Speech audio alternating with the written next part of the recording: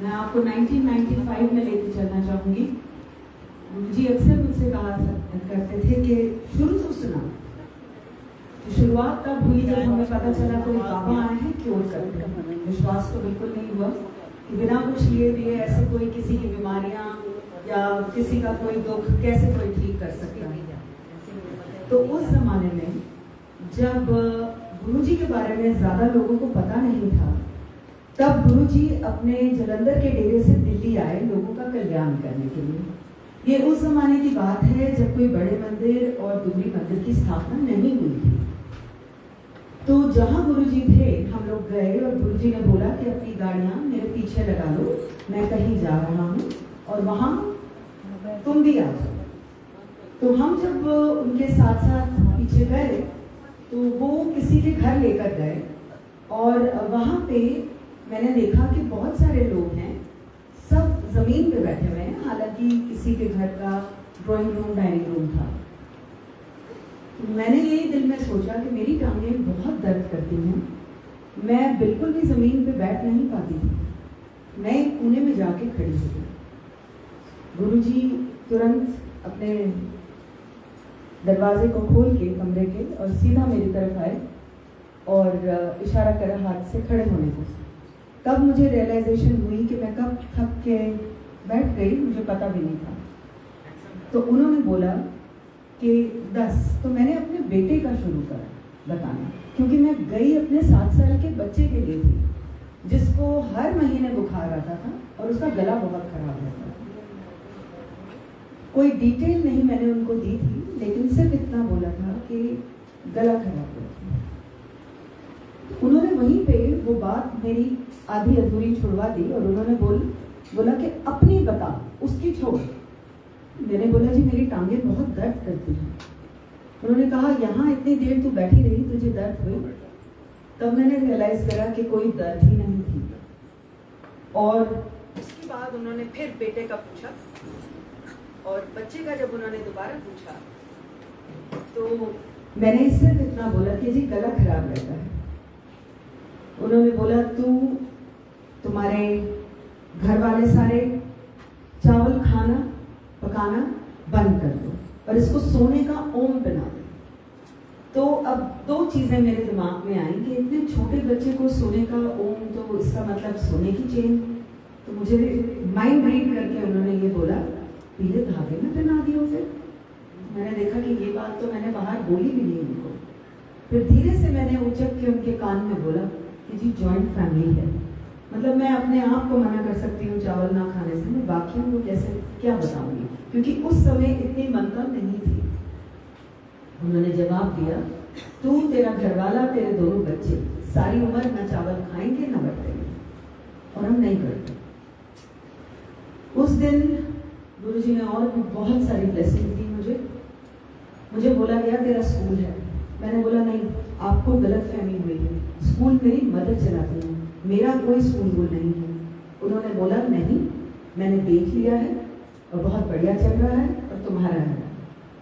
गुरुजी की वो ब्लेसिंग्स जो थी वो फलित हुई। मैंने अपने 2 प्ले स्कूल्स पहले खोले दिल्ली में और उसके बाद एक यहाँ के ब्लॉक पालन बिहार में खोले।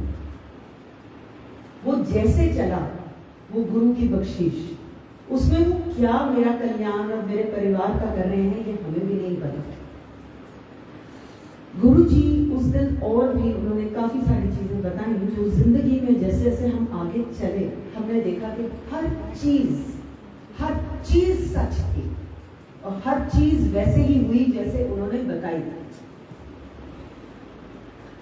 गुरुजी के पास हम जलंधर गए, जब वो लौट गए थैंक यू बोलने के लिए कि जी बच्चा बिल्कुल ठीक है और मेरी भी टांगों में कोई दर्द नहीं। तो वहाँ गुरुजी ने हमें बोला कि दिल्ली वापस मत जाओ और यहीं पे रहो, लुधियाना जाके अपनी बहन के घर ठहर जाओ और अगले दिन दोबारा आना। तो जब हम दोबारा आए वहाँ पे कोई भी सभा नहीं लगती थी जब तक गुरु नहीं चाहते थे। तो उस टाइम जब हम लोग वहाँ पहुँचे तो मेरा परिवार ही था, अंदर कोई भी नहीं था और कोई भी गुरबानी के टेप लगते थे वो टेप भी नहीं लगे हुए थे।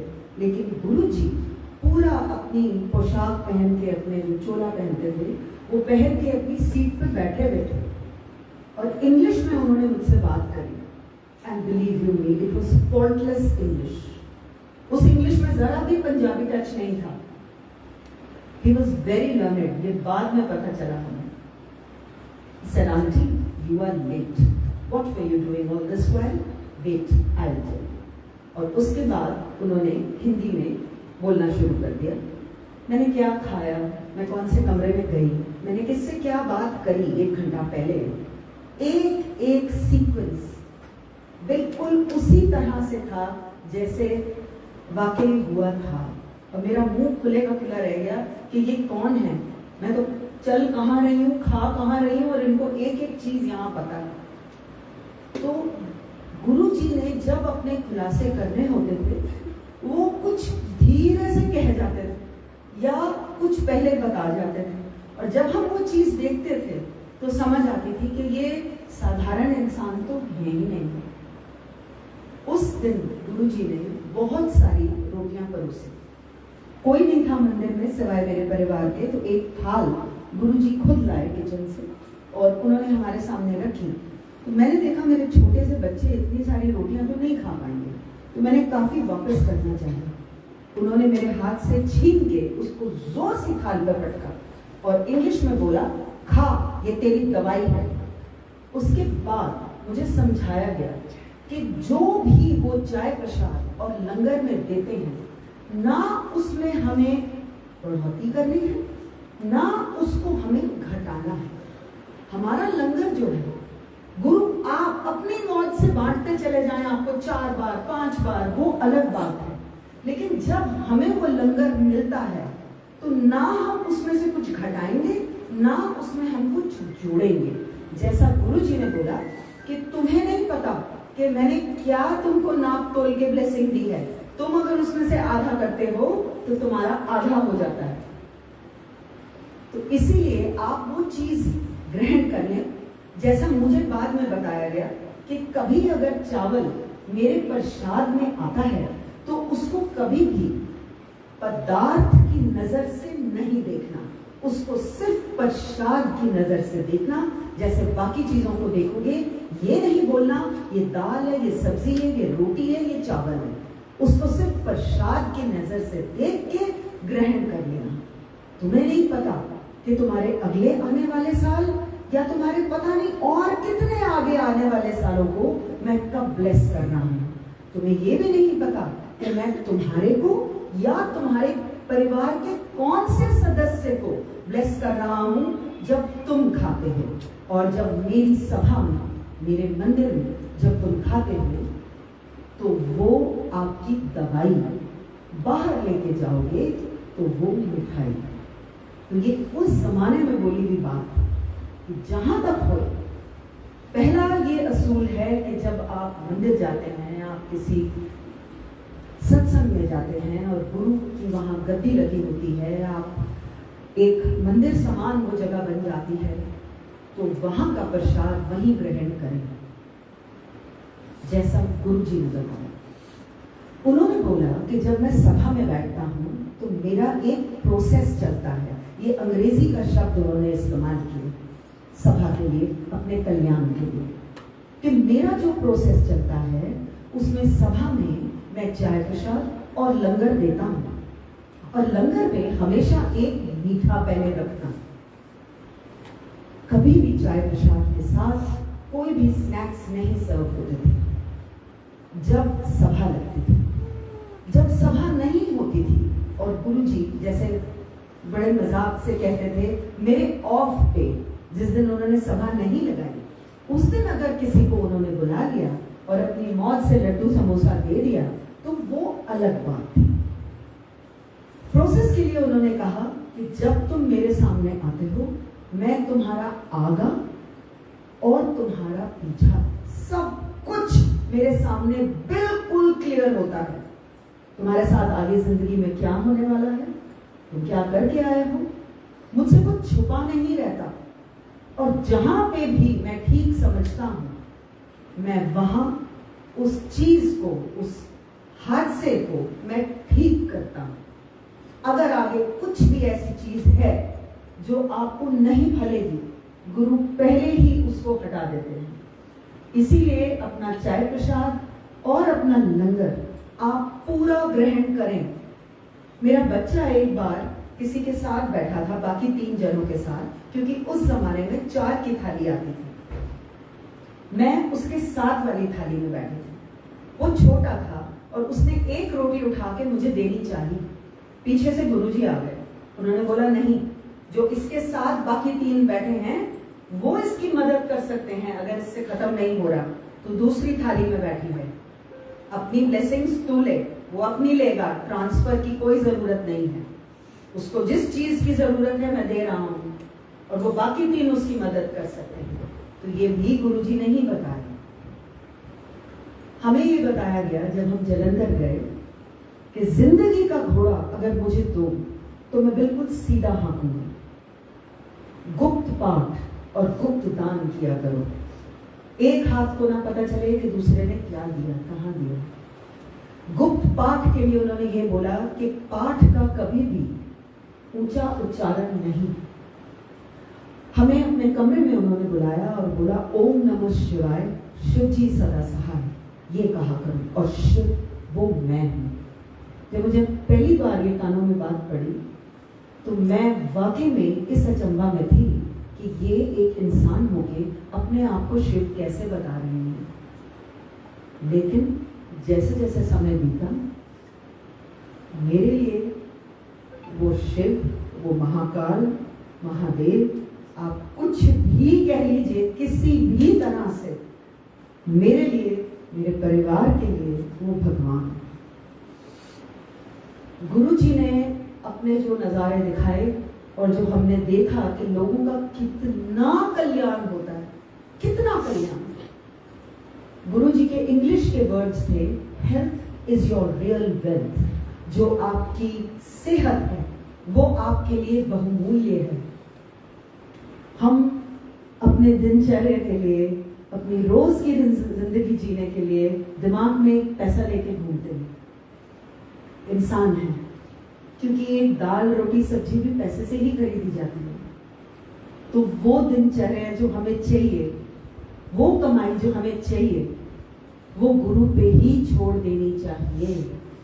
क्योंकि अगर आपने गलती से भी मांग लिया कि जी मेरा ये काम है और मुझे आप ये दे दीजिए, तो कहीं आपका कुछ और छूट ना जाए, कहीं सेहत, कहीं कुछ कॉम्प्रोमाइज के वो तो जाने बचा रहे हैं और हम पैसा मांग रहे हैं, तो वो डाइवर्जन उधर हो जाएगी, जरूर होगी, लेकिन आपका कुछ बहुत बहुमूल्य छूट जाएगा।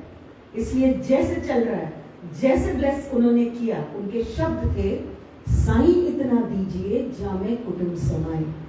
हमने सबने ये कबीर का दोहा अपने स्कूल में सुना, हम सबको इसका मतलब भी पता है, लेकिन एक महापुरुष का उस चीज को मुंह से निकालना बहुत बड़ा उसका महत्व है कि जो परमात्मा बख्शते हैं वो देख के बख्शते हैं कि आपको क्या आ रहा है, क्या आपकी झोली में आना चाहिए।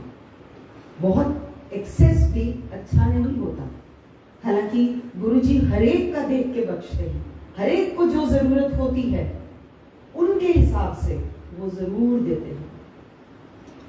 एक बार बहुत पुराने जो थे उनसे जुड़े हुए, उन्होंने हमें बताया कि जब गुरु आपको कुछ बख्शते हैं और आपको कोई ऐसी चीज बोल रहे हैं लेने के लिए जो आपकी जेब अलाउ ही नहीं करती, कि गुरु ने तो मुंह से बोल दिया ये ले लो जाकर, लेकिन आप अपनी जेब टटोल रहे हैं कि ये कैसे, ये तो मेरी क्षमता है ही नहीं।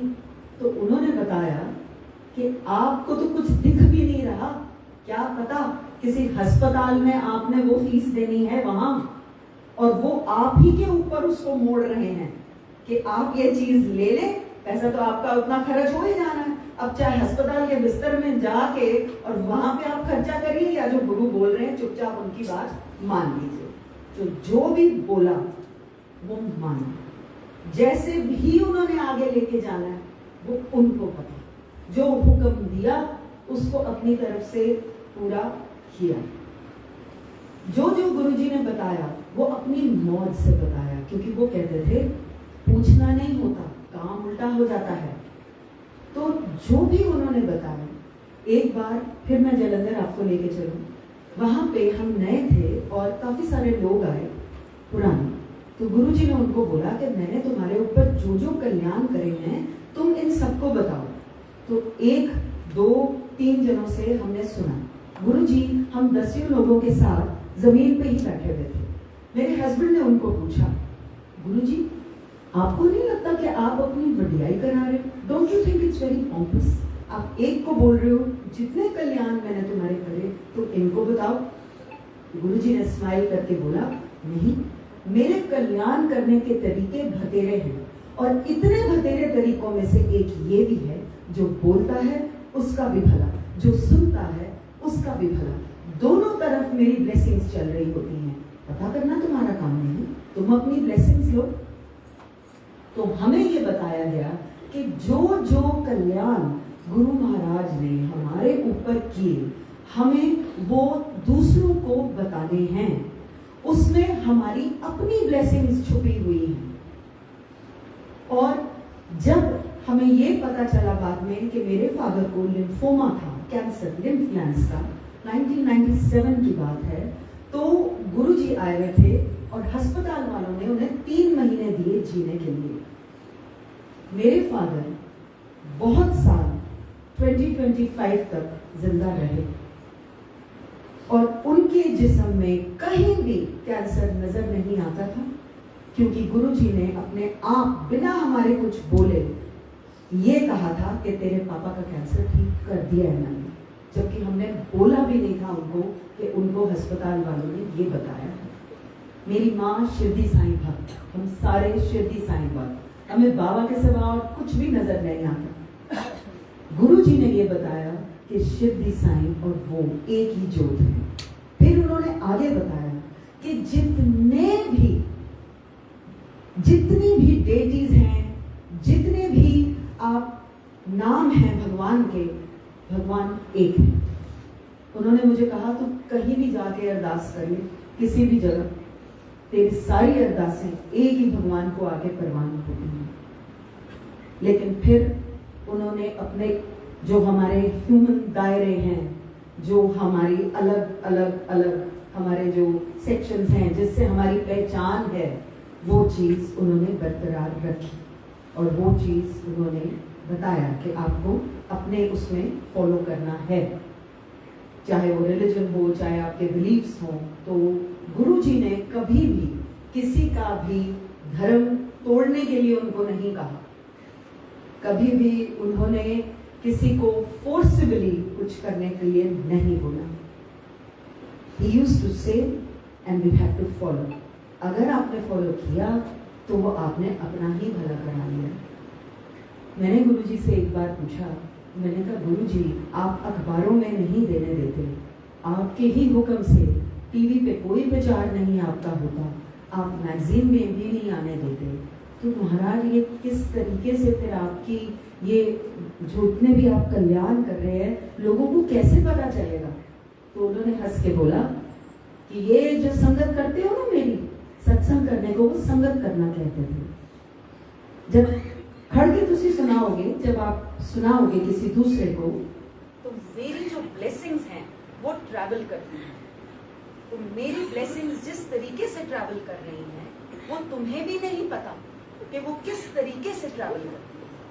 तो एक ये भी तरीका है और ये भी गुरुजी ने बताया तो हमें पता चला, अदरवाइज हमें ये भी नहीं पता।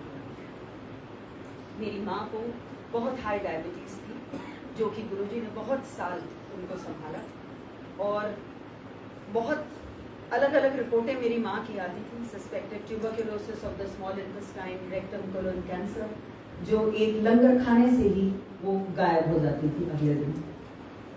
तो गुरुजी ने बहुत कल्याण करे। मुझे ये बोला गया अगर मैं तुझे बताऊंगा कि तुझे क्या है तो तेरे पैरों तले जमीन खिसक जाएगी।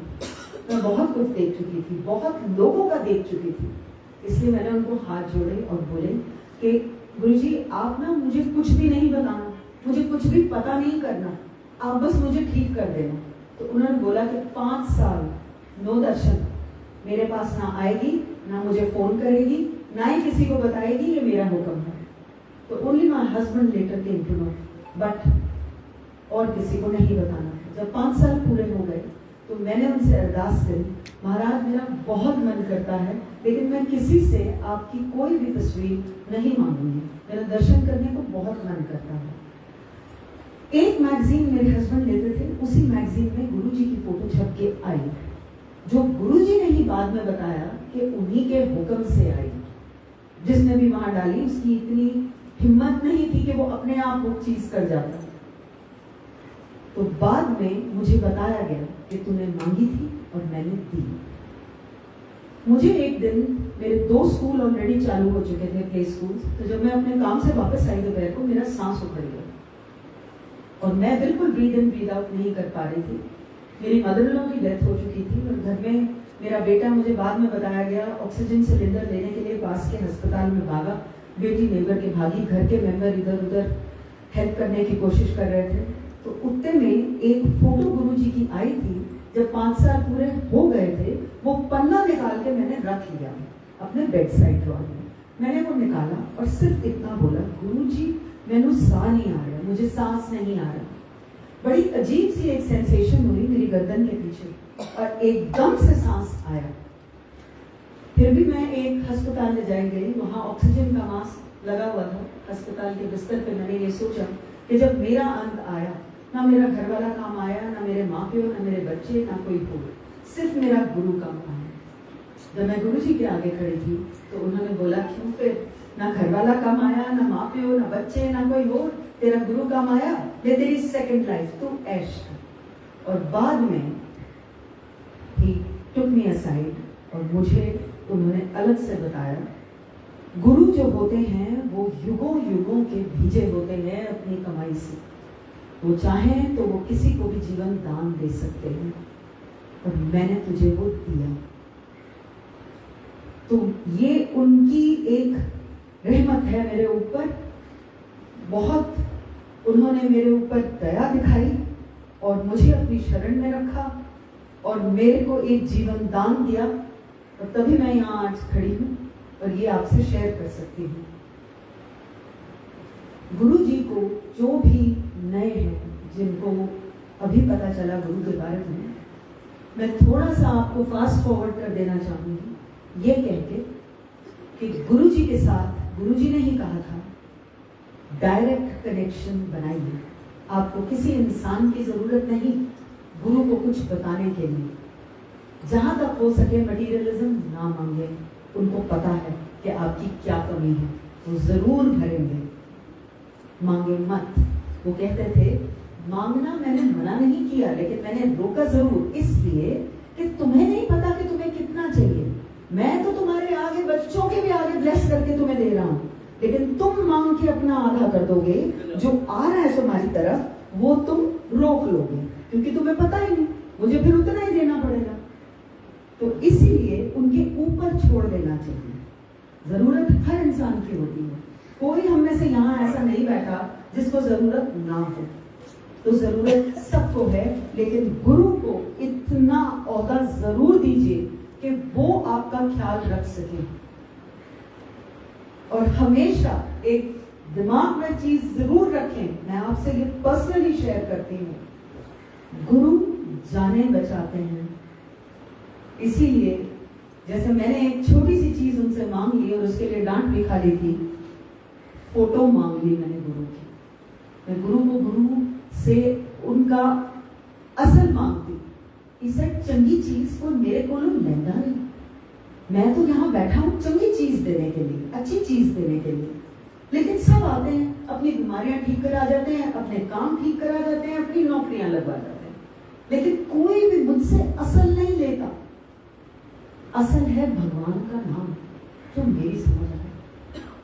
अगर आप गुरु से वो ही मांग लेते हैं तो गुरु आपको सब कुछ देते हैं, क्योंकि उसमें सब कुछ आ जाता है।